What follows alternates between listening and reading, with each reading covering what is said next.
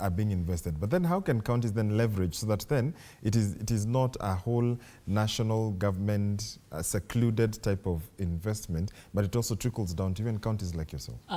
Thank you for coming back to my level. You know, when you're talking about the international fora and the international discussion, I am a very small person there in the village doing things that that have a daily impact to the people. And what you are saying indeed is very right, that our response towards all this needs to be translated to what Mwananchi sees, what Wanjiko interacts with on a daily basis. Because remember, our positioning and our gesturing internationally, Wanjiko doesn't understand that. Our Mwananchi wants services, they want resorts, they want jobs, they want any other, or they want good health care. And from where I sit, I think counties should create policies and stick to their promises to the people that give confidence to them. And the promise that I would make to the people of Murang'a is that we are going to keep to our promises. You're going to keep to our promises. Because remember, if we do keep to our promises and the people of Murang'a have confidence in us, we can be able to attract investors. And allow me to give very specific examples on this. Very, very briefly. Yes, very, very briefly. Yeah. For example, when we did our investment on digitization in Murang'a County, not only did it raise our revenue, for the first time from 500 million to 1.1 billion shillings.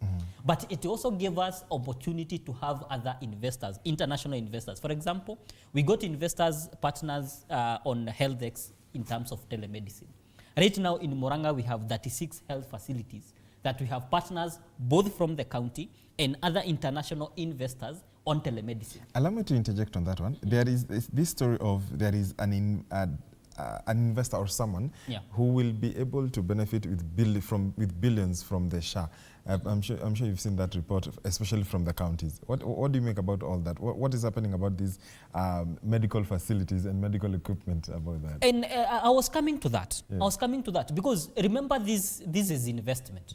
And what we are looking at here is in terms of what we call medical equipment placement. And that's not a new.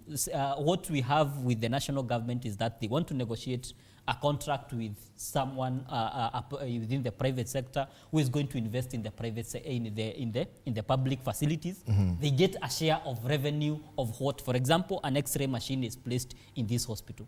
If these X-ray machines cost maybe it charges 100 shillings for an X-ray, then 60% goes to the vendor and 40% goes to the county. What I am looking at when I look at this math, and the county is responsible for the technician, is responsible for the what we call the consumables and maintenance of that equipment when it comes to that facilities. That's a negotiation that was done by the national government. I do not want to comment more on that, but I have to look at it from a county perspective. Okay. These are some of the things that we need to let counties do. Because for us as a county, I remember we also have our own placement.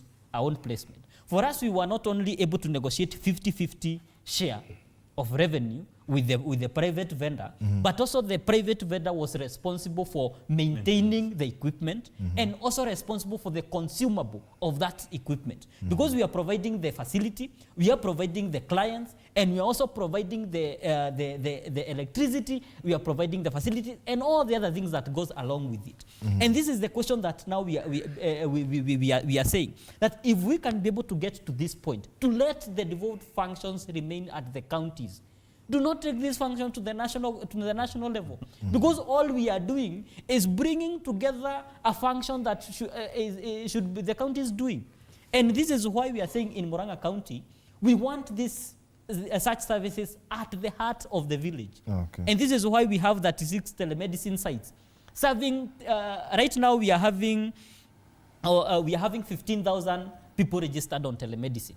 These are people with non-communicable diseases. Instead of going to the level 4 or even a level 5 facility, they don't have to go. They just go to the nearest dispensary at the ward level, and they are treated by a specialist seated in level 5 hospital who can be able to tackle some of their cases. And this is why when we are talking about investors on any level, whether we are building new facilities, whether we are building new development, they should be localized for the benefit of the people.